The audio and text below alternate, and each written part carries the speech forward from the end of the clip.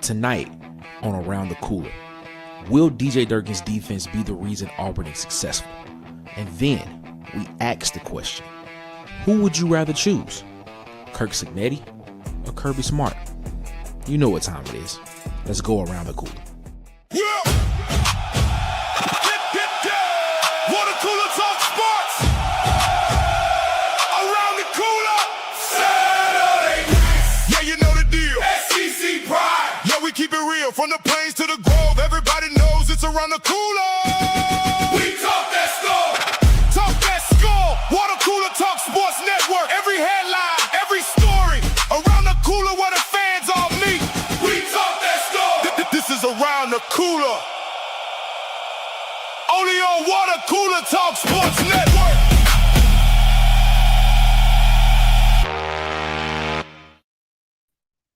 What's going on, ladies and gentlemen, man? This is your guy, Nick Frazier, man. We back Around the Water Cooler, man. And my guy, he's with me tonight again as well. Tell him who you are, boss, man. It's your boy, Marcus Fitzpatrick. Let's go. Let's get it, man. Yes, sir. Yes, sir. We appreciate y'all so much for rocking with us, man. Also rocking with us tonight, man. It is the one and only from Bubba and the old man, Auburn Sports Hawk, the legend himself. Bubba, what's up, Bubba? How you feeling, my guy? Feeling great, man. How are y'all?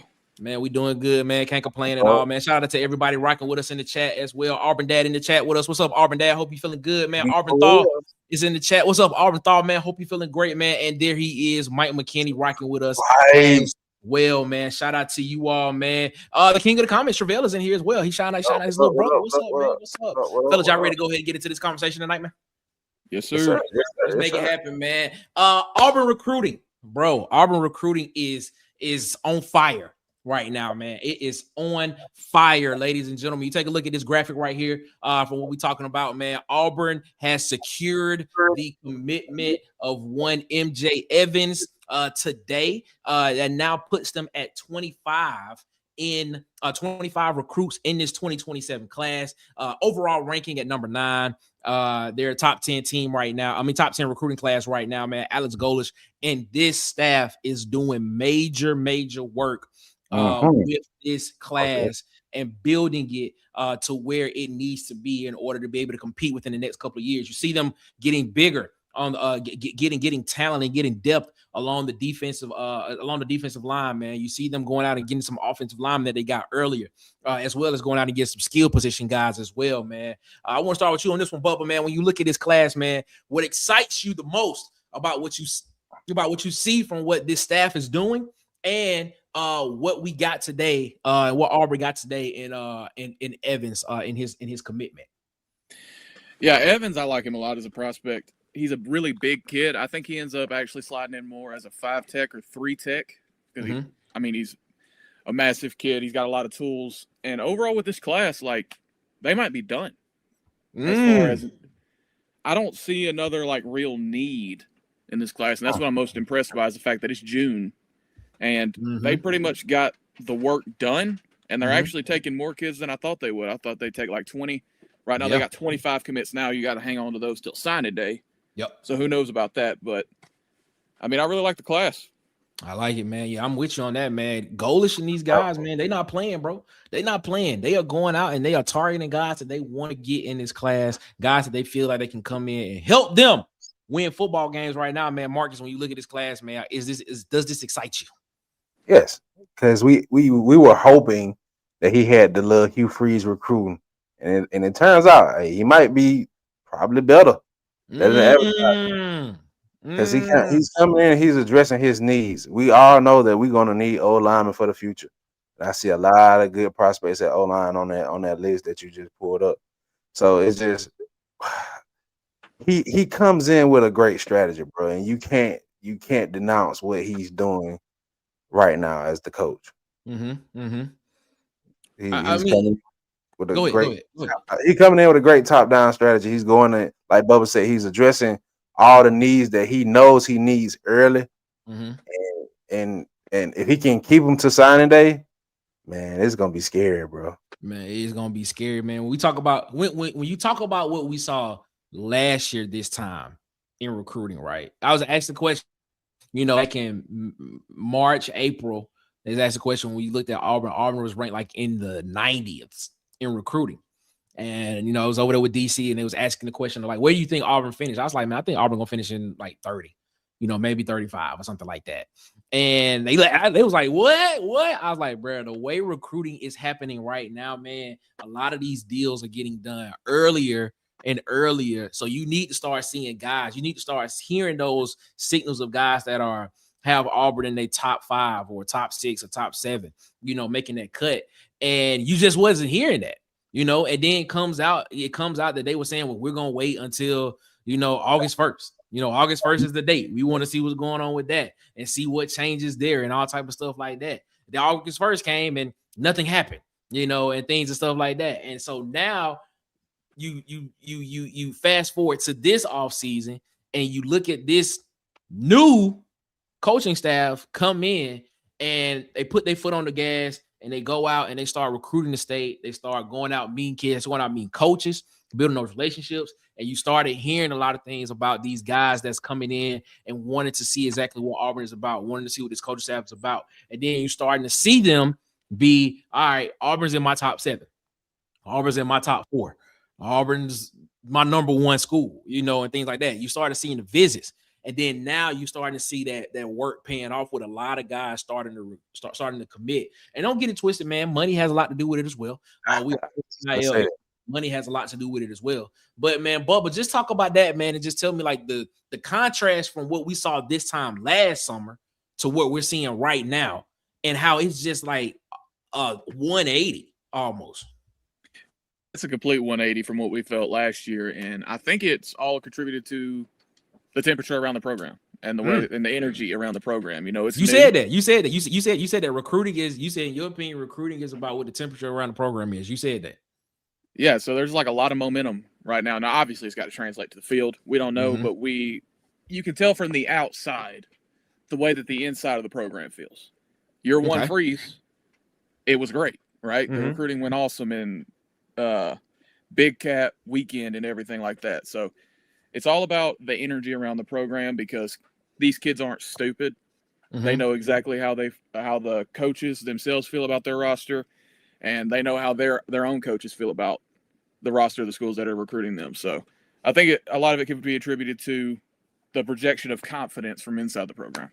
Yeah, man. When you talk about that, man, and you look at that and you see exactly what is happening, you know, in that vein and things of that nature, man, when you look at it and you see what's going on there, man, you ask the question and you just say, what is the difference? Is the difference Alex Golesh? Is Alex Golesh, you know, that big of, is Alex Golesh, is Joel Gordon? Are these guys, are they that much of a difference, you know, in this recruiting landscape in order for it to be to where, you know, guys are now looking at it and saying, this is a destination spot that I want to be at to come help Auburn win football games? I'm gonna ask this question to you, Marcus.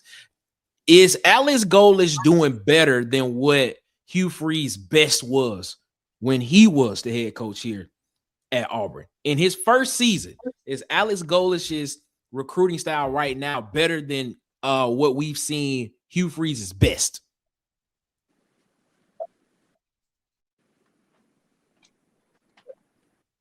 Is Marcus with us? Yes, in my opinion, for the reasons.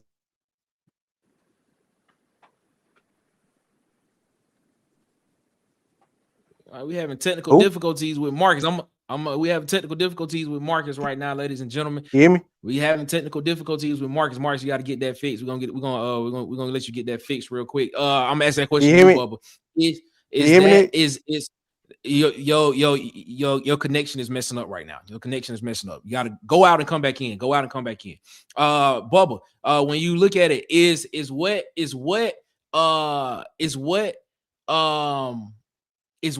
Alex Golesh doing right now? Is it better than what we saw the best from Hugh Freeze? I don't know if it's better. I think that it feels better just because it feels like they're getting fits in terms of archetypes, and we've talked about that a lot, and positional needs. But I think Hugh Freeze definitely got the more high-end, like, industry talent like Cam Coleman, what Walker White was, what Deuce Knight was. So I think in terms of what's healthy, Mm-hmm. like we're eating our vegetables right now. That's good. Yeah. And I think that's the way I view it.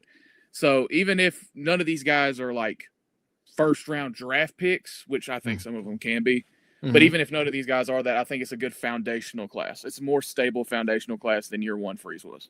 Yeah, when you look at what these guys are doing right here, right? When you look at this list, right? You know, I'm put it back up on the screen here. When you look at this list and you see exactly what they are doing, you know, they're getting guys like what we talked about is when you look at these guys, they're getting guys that have the ability to be able to come in and do what they want them to do. They're doing a good job at developing. They're doing a good job at, let me not say development. They're doing a good job at identifying talent and trying to figure out guys that fit what they want to do schematically, right?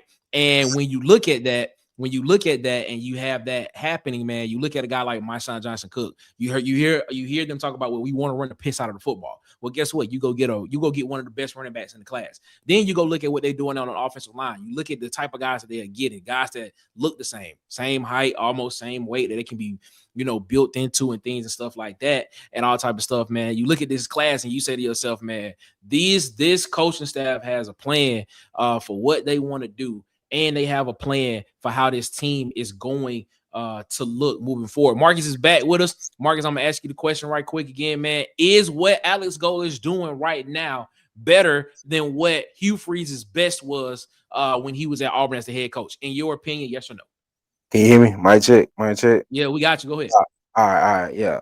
I was saying, yes, I think so. And for the reasons Bubba named is he's building towards his foundation. He knows what he wants in his players, and he's trying to build towards it. He knows what he's lacking right now on the team, and he's building towards it.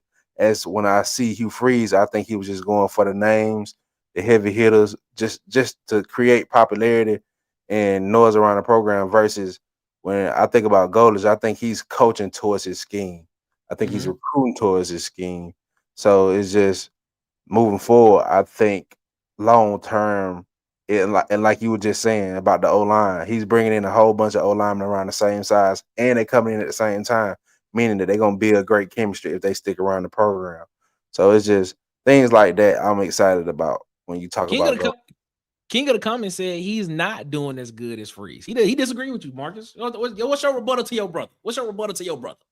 My rebuttal to my brother is you seen what Hugh Freeze did with those recruits.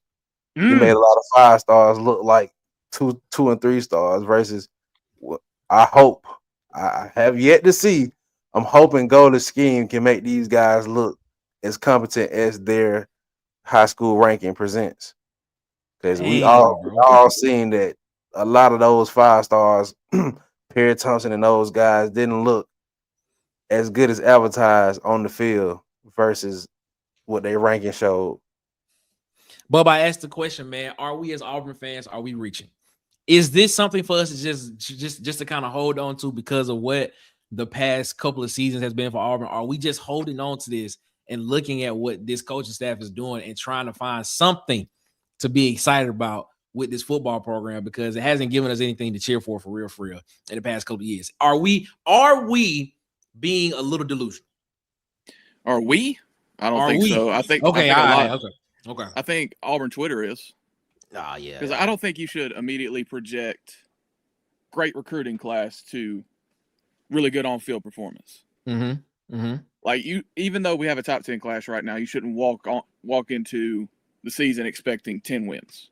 True. So I think that as long as expectations are measured and you understand that these are different things, I think that you can look at this and say this is great while still understanding Cole Skinner might be starting at right guard for my football team.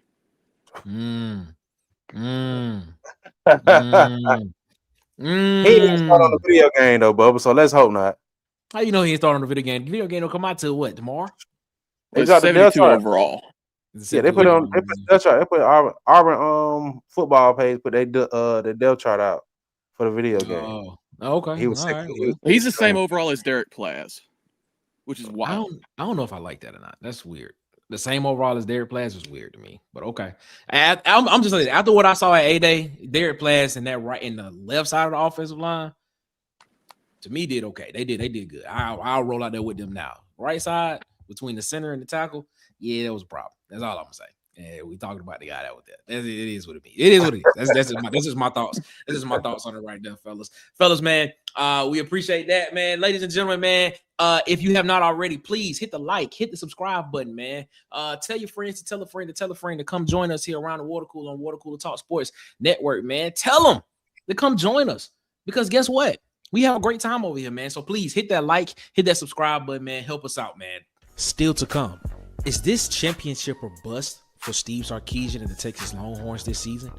And coming up next, has Curt Cignetti surpassed Kirby Smart as the best coach in college football? More to come on Around the Cooler.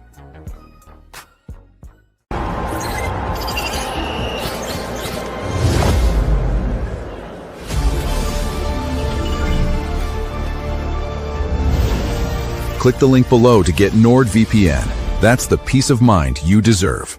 Game day just got sweeter with Deutsch, the delicious, high-protein snack that's plant-based, gluten-free, dairy-free, and low in sugar. Visit DeutschFoods.com and use discount code WCTS for 20% off your order. That's DeutschFoods.com, code WCTS for 20% off.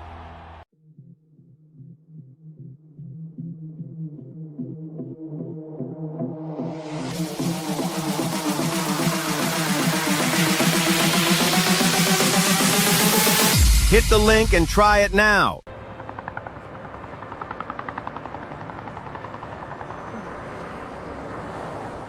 Follow Water Cooler Talk Sports on social media. Man, welcome back to Around the Cooler, man, on Water Cooler Talk Sports Network, man. Curt Cignetti and the Indiana Hoosiers won their first national championship in football in school history.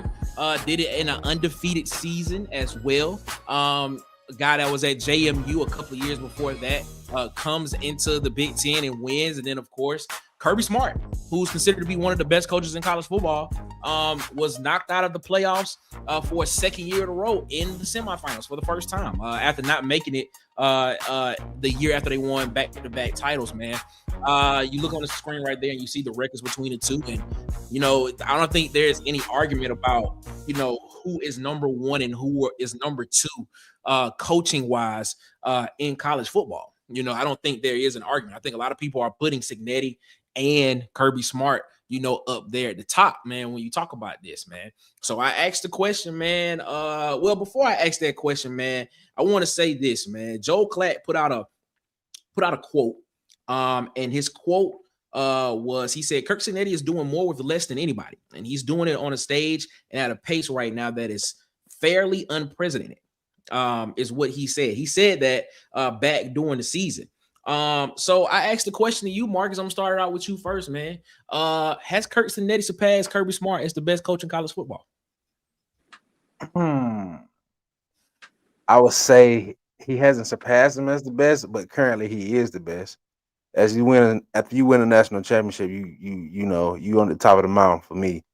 But I can't denounce what Kirby Smart has done, the great body of work that he has, and say that he's the best right now. But I would say Curt Cignetti has figured out how to win in the NIL era, and I feel like, go ahead, finish your thought. I'm thinking.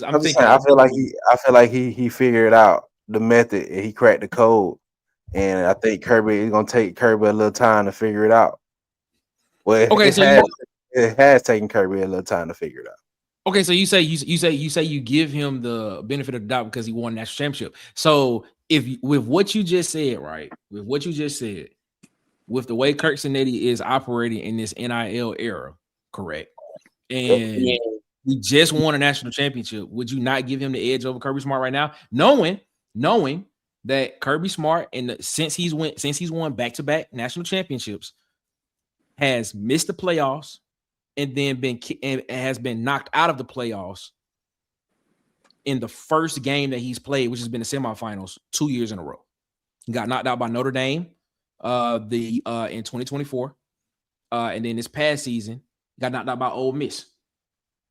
So would you not sit here and say that Curt Cignetti has passed him? Now, I granted Curt Cignetti went to the college football playoffs his first year at Indiana. He got knocked out in the first round. He did, but he came back and had an undefeated national championship run. Like, Yeah. Like I said, right now he's the king of the hill because he just won. He's the defending champ. But as it goes, like he has to do more for me. Like if he gets another championship, I'll say this year, next year, then I can put him in that situation. But as of right now, Kirby Smart, it goes to me how you value the different eras. Do you value the playoff era more than you value the 14 playoff era? So okay, it's just I get what you're saying. so Okay. so it also can go to that fact. But for me, I just need to see more from Curt Cignetti. And I feel like he gonna show it. Me looking like in a couple more years, I would think he will surpass Kirby. Okay, but if you look at it from that perspective, wouldn't you say it would be harder? Okay, I ask you this. Which national championship in your opinion was harder? Was Kirby Smart's 14 national championship harder, or was Curt Cignetti's 12-team national championship harder? That's a great question, Nick. I have to say Kirby because you had to go through Bama twice, man. You had to go through Nick Saban twice. Nick, so you giving the Nick Saban factor into this? Okay. Hey, you got if you got to talk about the greatest coach of all coaches, you got to talk about Nick Saban, man. And when you beat him, that's the reason why Eli Manning probably going to the Hall of Fame because he beat Tom Brady. When you beat the best, you gotta glorify that moment. But your thoughts on that, man? Has Curt Cignetti surpassed Kirby Smart as the best coach in college football? It's a really complicated question because of the era switch. Okay. You went immediately from the 14 playoff, very little NIL impact era into the full-on portal era. So I think it's two completely different resumes where Kirby has the resume factor, 4 SEC titles, 2 national championships. He went back-to-back, has had, 7-10 win seasons, versus Cignetti's 2 years. Now, I'll say, I think Curt Cignetti's a better coach right now. Okay. But I think if we're ranking all time, it's obviously got to be Kirby ahead. And that's where it gets really complicated because how Kirby's in his prime right now, his prime age of coaching. And there's a coach better than him, but Kirby's ranked higher all time. Yeah, but Kirby, you know what I mean? But to your point, if you're saying Kirby's in his prime age and prime age of coaching right now, so far in his prime age of coaching and in his prime of coaching, he hasn't fared well. Now, yes. I want people to understand this. When you look at, and I want to look at in depth those national championships that Georgia won, not discrediting the national championship at all, because if you win a national championship, hey, you did something amazing, right? But you beat Alabama in a national championship game, which, hey, great job, Marcus. You alluded to that.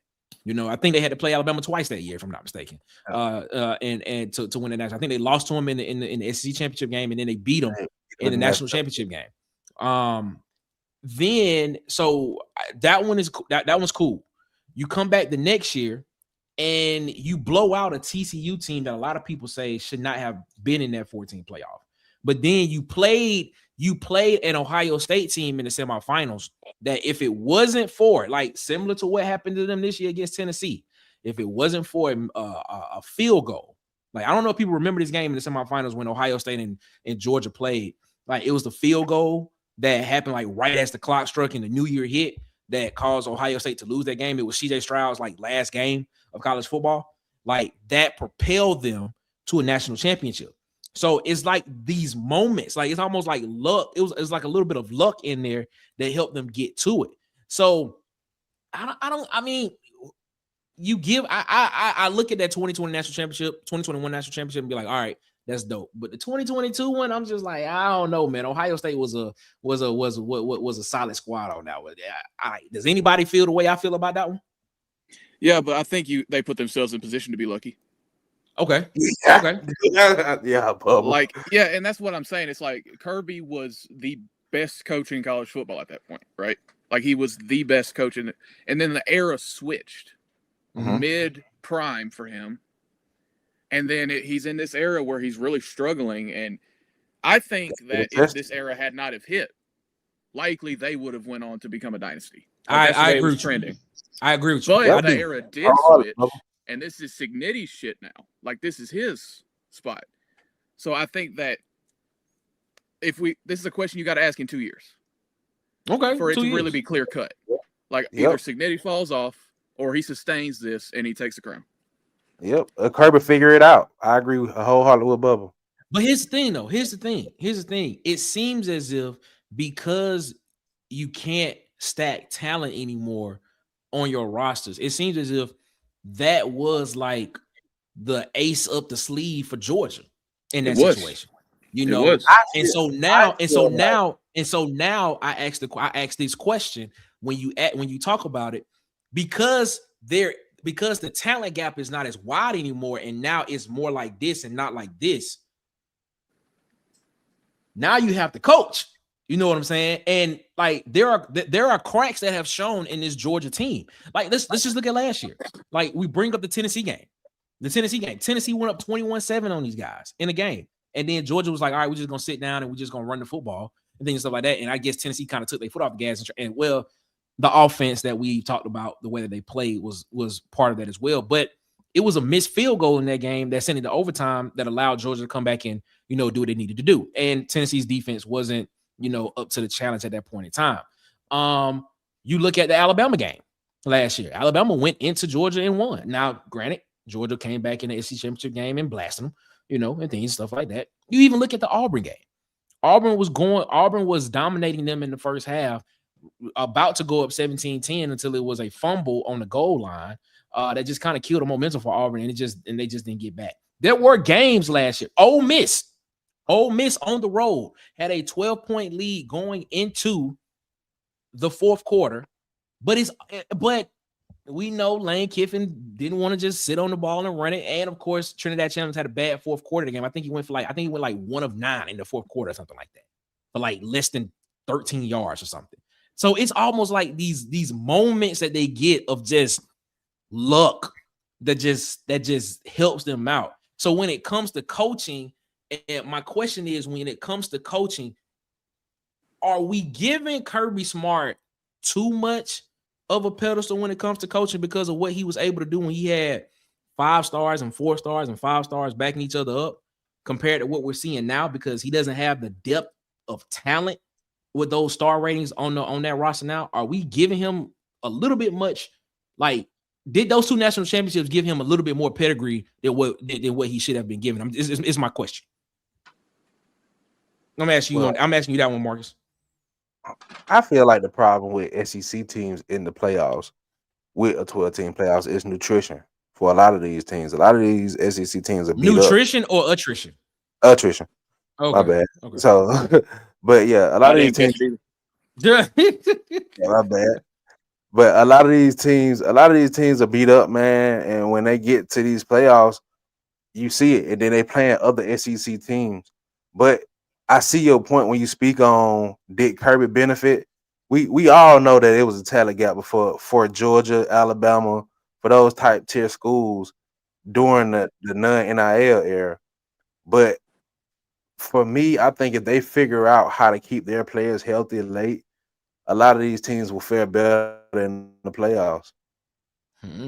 Okay, your thoughts on that, Bubba? Did those 2 back-to-back national championships boost Kirby's resume more than what it should have been when you actually look at it in like totality? Like, we're not discrediting his resume, because he did win back-to-back championships. But when you look at it, when you put the nuance behind it, and the fact of right at that moment when NIL became a major part of college football, you can kind of see where it was here, and then it just kind of went down for Georgia. And you can see the talent gap from Georgia and other teams in college football just be there. Did those 2 national championships just give him a little bit more pedigree than what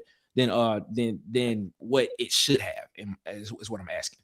Well, I think he earned them, but I also think that the issues that he's had his entire time as a head coach, which is odd decisions at the offense coordinator position. He came into Georgia. I think it was Jim Chaney he hired as his offensive coordinator, stuck with him way too long, then pivoted, hired his receivers coach to be the OC. Then he lucked into Todd Monken, which was a really good hire, which was a good eval, because Todd Monken's PR wasn't the best at the time, coming off the worst offensive season in Cleveland Browns history where he was the offensive coordinator. And then he went to Mike Bobo, who's like, okay, he's not bad, but then his best friend. Him. And then when Matt Luke retired, he hired a historically below average offensive line coach, Stacey Searles, and stuck with him for way too long. Trey Scott, who was really good in the beginning, but it started to really tail off as the defensive line coach, he stuck with him for way too long. Stuck with the receivers coach that's at LSU now for way too long, right? So I think it's his loyalty to mediocre assistants, and then the fact that, similar to Nick Saban, he's not an A+ in-game coach. That's never been what he is. Like, he is a program builder. He is a culture guy, right? Like, that's his thing. So when you have that on top of you committing to these mediocre assistant coaches, this is what you see. And even though they do still have some of the best talent in college football, those decisions, when you get into these close games, sometimes end up with you losing these games because, like Ty Simpson, who went crazy on 3rd and longs because his defensive coordinator, Glenn Schumann, did not pivot early enough. That lost him the game. Lost him the game. So, like, that's the way I feel about that. Auburn thought said Kirby is and always has been a B-level coach who will make bizarre decisions in games. He's just not. He's just had enough talent to overcome his lacks. That was the gist of my question. You know, when I was asking that, I think a B is taking it too far. A B really is taking it too far. So what are you saying? He's an A- or B+? Yeah, I would say, bro, you can't take away from what he has judgment. I think him and Saban are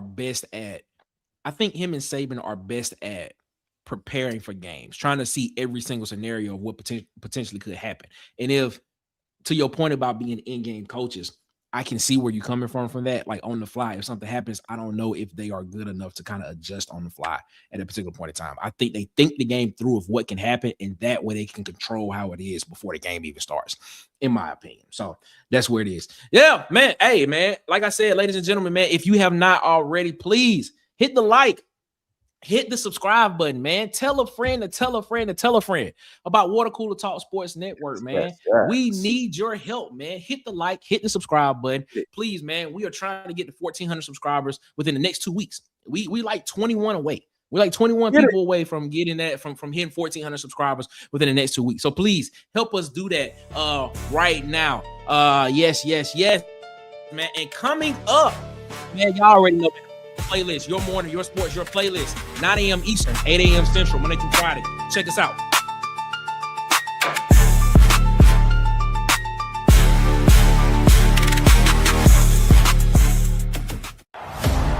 The pregame playlist is your new morning destination. Tune in Monday through Friday, 9 a.m. Eastern, 8 a.m. Central. Your morning, your sports, your playlist. Everybody wants to look like a star when they step out, including you. Hollywood Media has you covered, from clean portraits, corporate events, and athletic events. Hollywood Media has you covered. These aren't just pictures. This is your moment. Follow now on TikTok, Instagram, and YouTube at Hollywood_media with 2 A's. Follow on Facebook at Hollywood Media. Feel like the star you are. In the SEC, every game and every fan matters.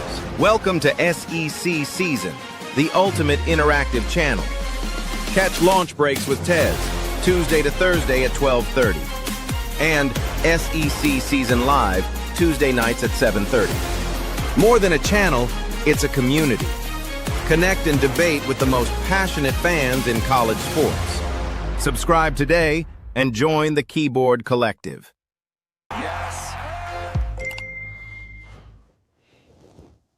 Yes! Let's go! Whew. Yeah. Oh, yes! Let's go!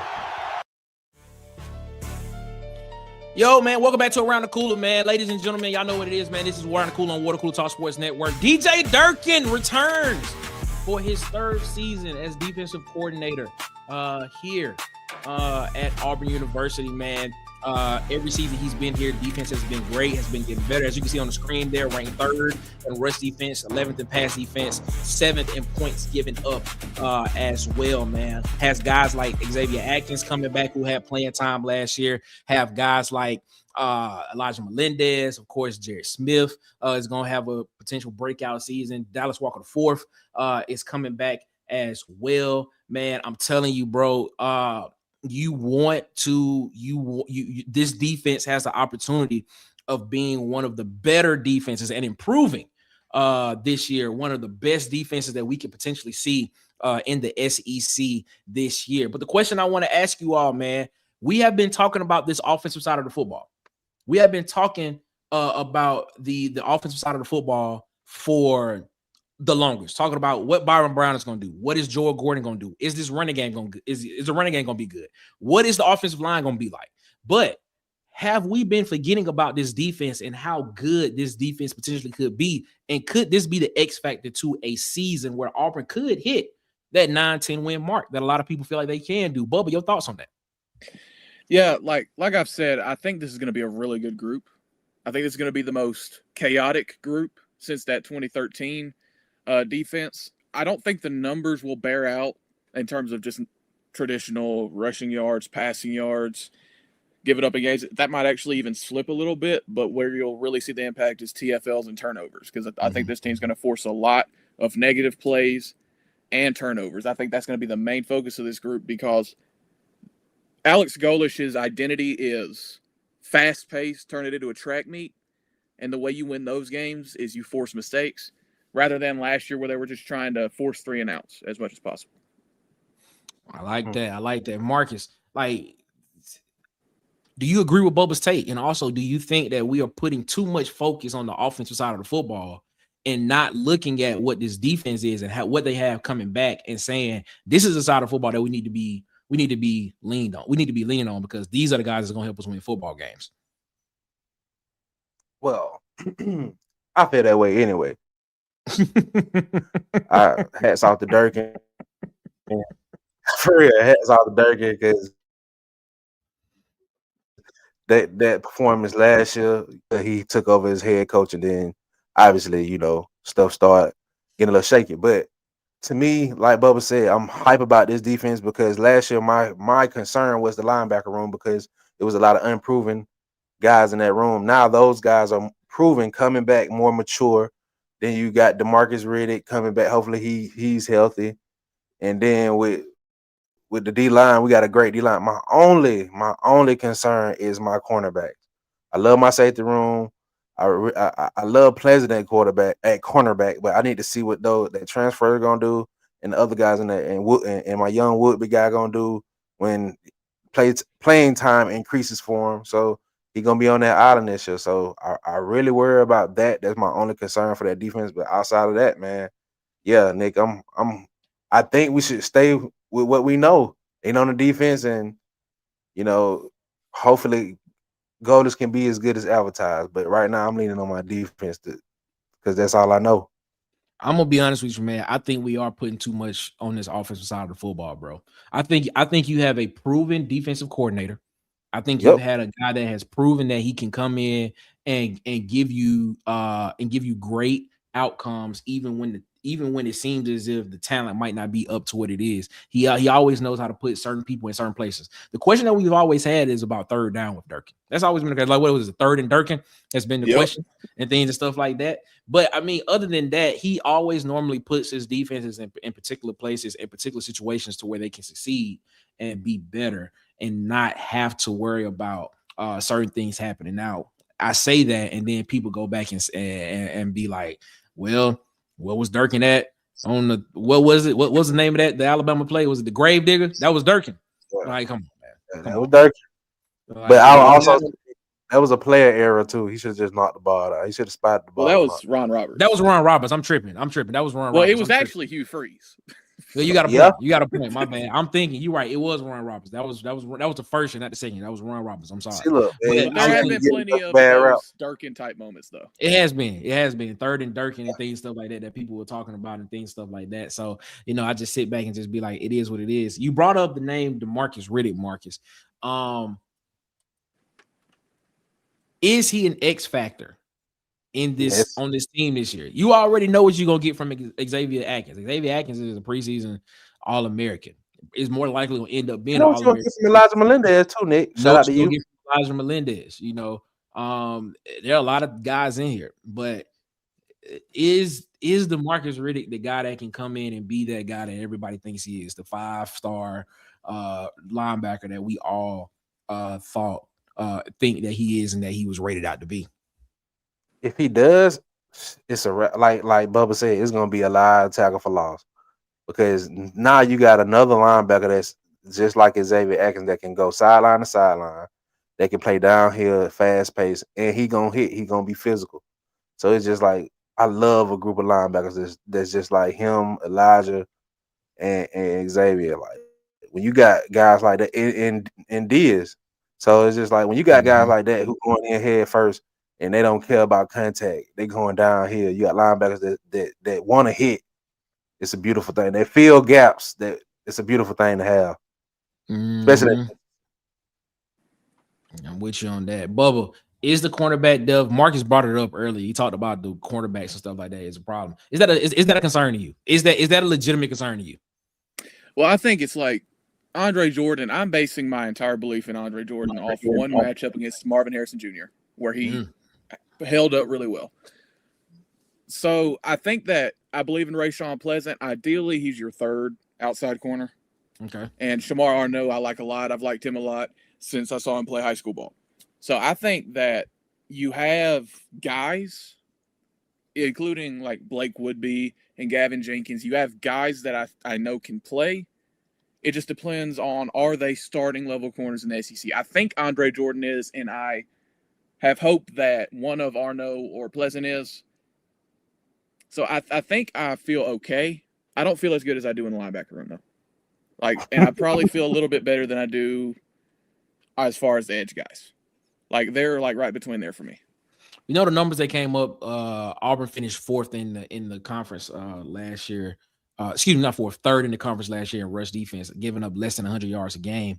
But they finished 11th in the conference in pass defense. So, giving up almost 230, 240 yards passing per game.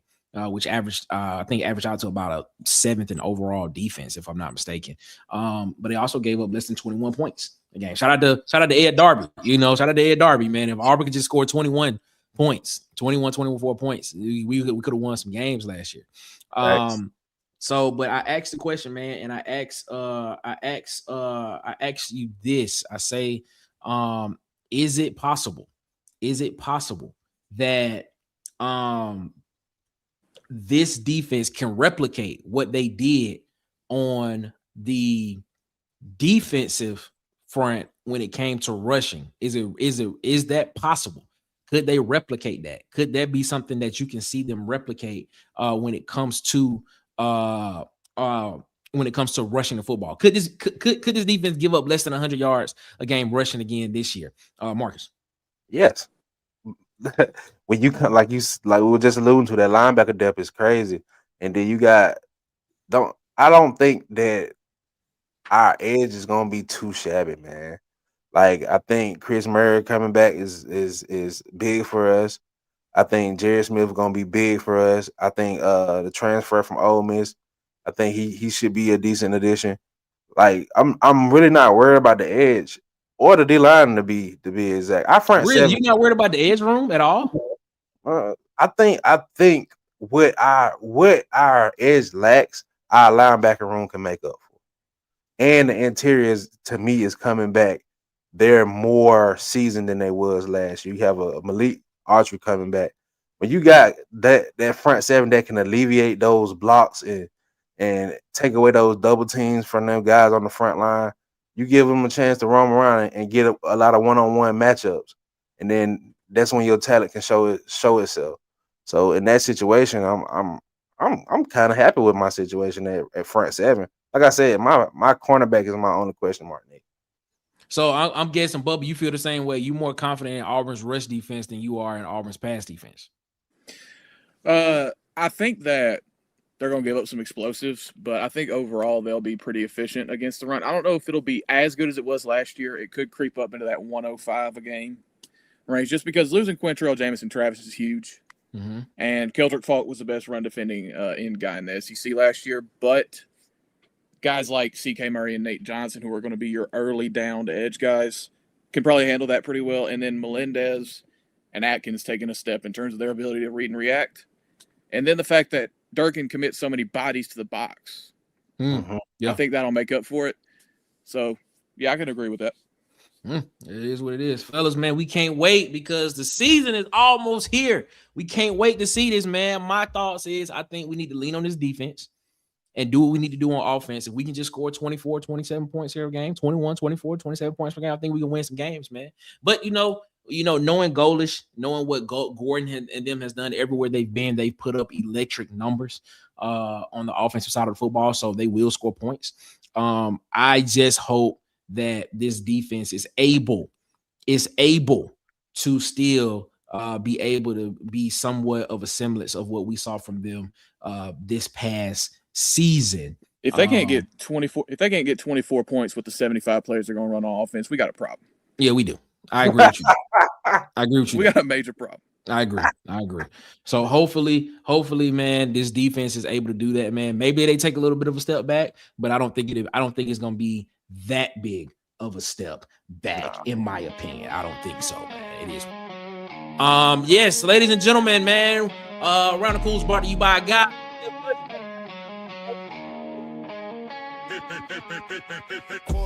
PC Wolf over at Auburn Addicts TV. Go over there and subscribe to Auburn Addicts TV.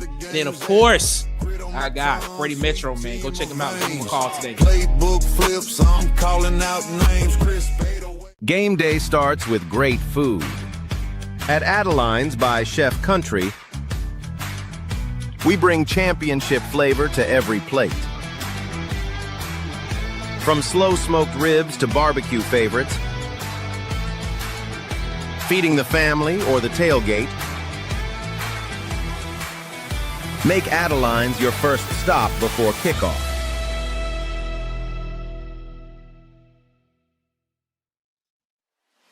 Breaking Auburn news, recruiting updates, insider conversations, the stories Auburn fans care about most. When something happens across the Auburn football landscape, Auburn Addicts is there. From recruiting battles and transfer portal movement to game analysis and the latest headlines, Auburn Addicts keeps you connected. Join Auburn fans every Sunday at 6 p.m. Eastern, 5 p.m. Central. Auburn Addicts. Auburn football. All the time. Life moves fast. Protect the people you love. Secure your future with life insurance. Or build generational wealth through real estate. Freddie Metro is here to help with trusted guidance. Protecting families, building legacies, creating wealth. Call Freddie Metro now.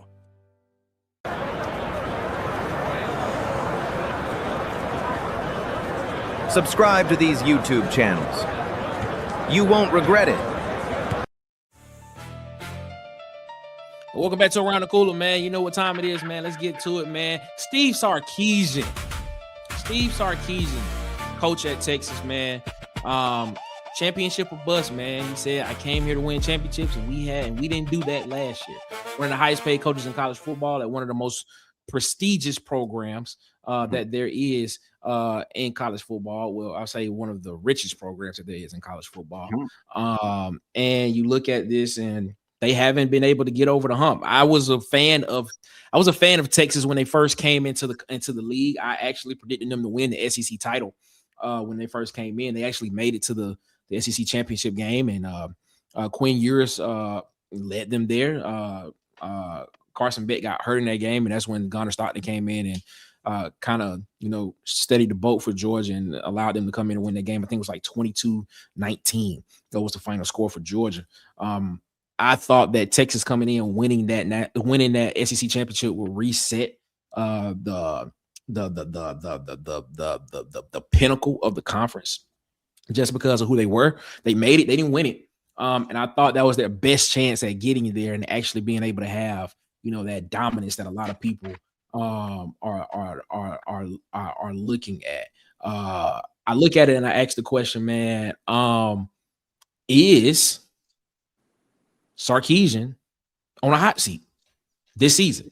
Is it championship or bust for Steve Sarkisian this season? With everything that they have done in the portal, everything that they have, all the money that they have spent, what they're doing in recruiting right now, I think they have like a top 5 class in recruiting. He's been knocked out of he didn't make the playoffs this past season, but he went to the playoffs twice and he lost in the playoffs. He won against Arizona State, but then lost in the quarterfinals to the eventual champions Ohio State in that season. But then last year just lost, didn't even make it last year, and then the year before that lost in the semifinals. So I asked the question, man, is this a hot seat moment for Steve Sarkisian with him being at Texas and the amount of money that's been invested in him to go win a championship, Marcus? Yes, it should be. I have been on record on SEC Heat Check saying that this should be a championship or bust year for Sarkisian. Will it be? I don't know how Texas is feeling, but I know they put a lot of money in that program. And it should be a situation like LSU. Hey, we winning, but we need to win it all. So, and Sarkisian ain't getting them over that hump. So, how much pressure do you think Sarkisian is under? How much pressure, like on a scale of 1 to 10, is Sarkisian? Do you think he feels the pressure, even though he may not say he doesn't feel pressure, he doesn't think about it? How much pressure do you think he's under? He should feel it. When you go out and do what Texas did this offseason, go and get the big names, spend all the money on the programs, they trying to win now. They are very upset about the outcome of last year because they thought Arch Manning was going to be able to pick up the mantle from Quinn Ewers and seamlessly do what he did and take them right back to an SEC championship and further, but it didn't happen that way. So, in my mind, when you put a lot of money behind a coach and in a program like this, it's time for, like you said about Hugh Freeze, it's time for return on your investment. And that's just how I feel. Like I said, I don't know how Texas is feeling, but once you put money like that behind a program and behind a coach, it's time to at least make an appearance. Bubba, your thoughts on that, man? Is there pressure for Steve Sarkisian to get something done this year? Is it championship or bust? I don't think it's championship or bust. I think it's I don't think he's even on the hot seat yet. I think if they miss the playoffs this year, he'll be on the hot seat. Okay. But what is interesting though is his buyout drops from $60 million to $27 million after this season. So they can get out of that pretty easy, and it drops to even $18 million in 2028. So I think if he misses the playoffs this year, they lose some investment from boosters. Then the next year, if he misses again, $18 million ain't nothing to them. True. And 27 ain't nothing to them. 60 ain't nothing to them, to be honest. No, not really. But I'm just saying, like, that's the implication. Like, if they miss the playoffs this year, we don't hear anything about another extension, then that's the signal, like, yeah, he's really on the hot seat. But here's the thing, though. It's Texas. If you asked me last year if LSU would fire Brian Kelly mid-season, I'd have said, oh, no, absolutely not. Okay. But they did. Yeah. So you never really know in college football. That's what I was saying, Bubba. You really don't know what Texas is going to do. But to me, like, this is the best season for him to win. If he don't win this season, Arch Manning probably gone after this season.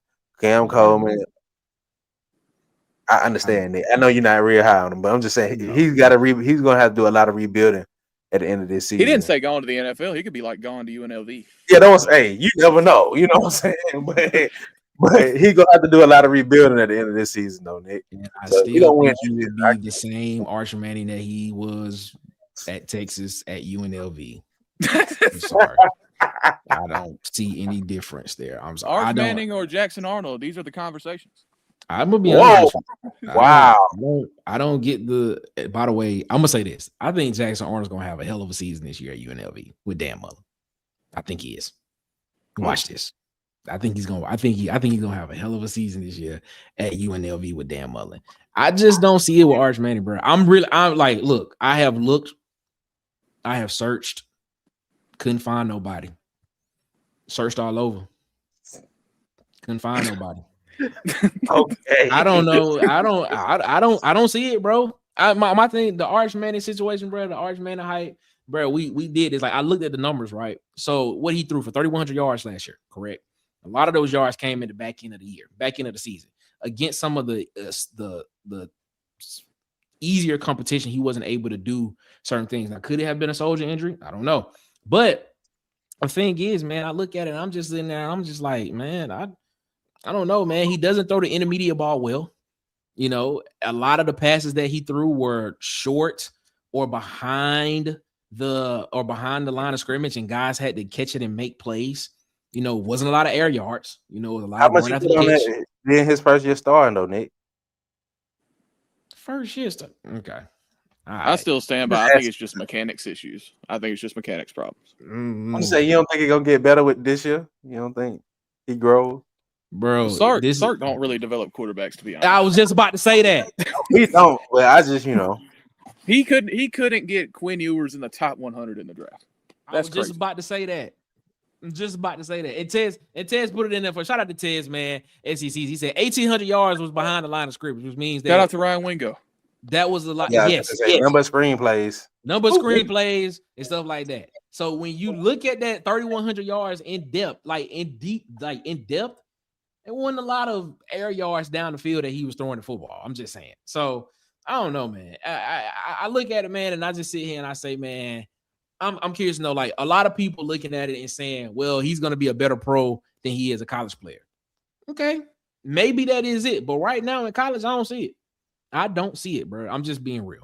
I don't see it. And that goes to the question of, in my opinion, it goes to the question of, is Sark on the hot seat? Because this is your quarterback.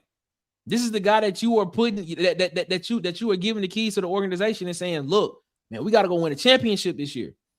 They already penciling you in for the Heisman Trophy, bro. I don't know, bro. I don't see it. I don't see it. You go get him Cam Coleman.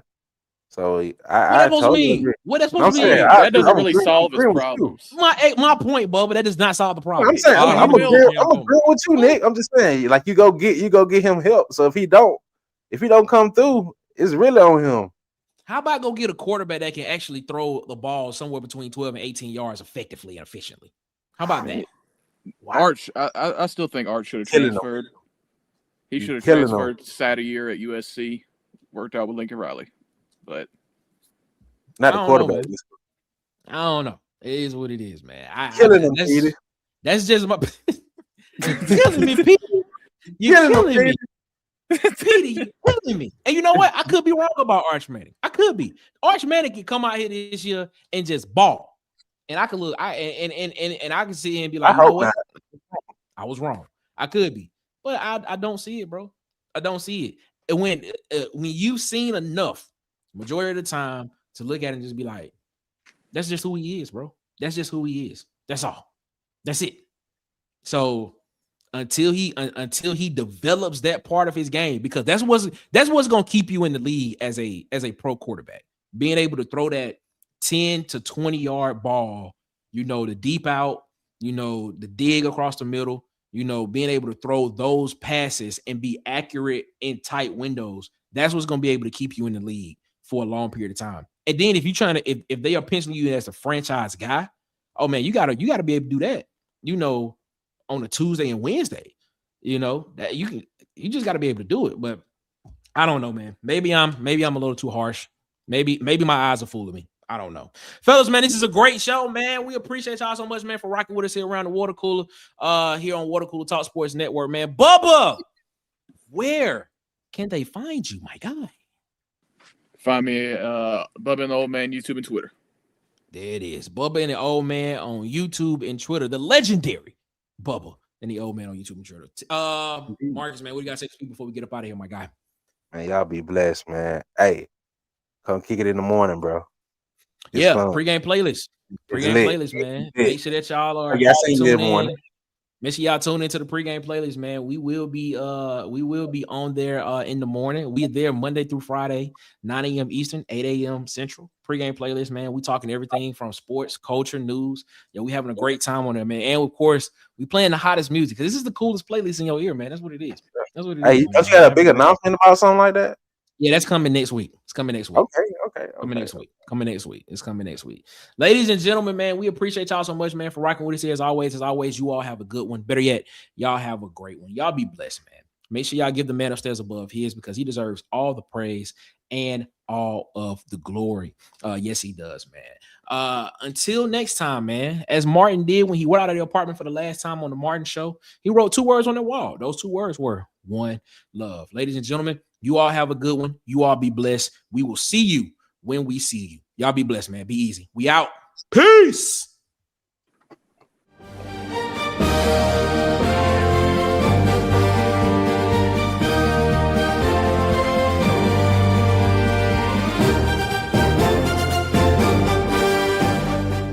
This has been a presentation of Water Cooler Talk Sports.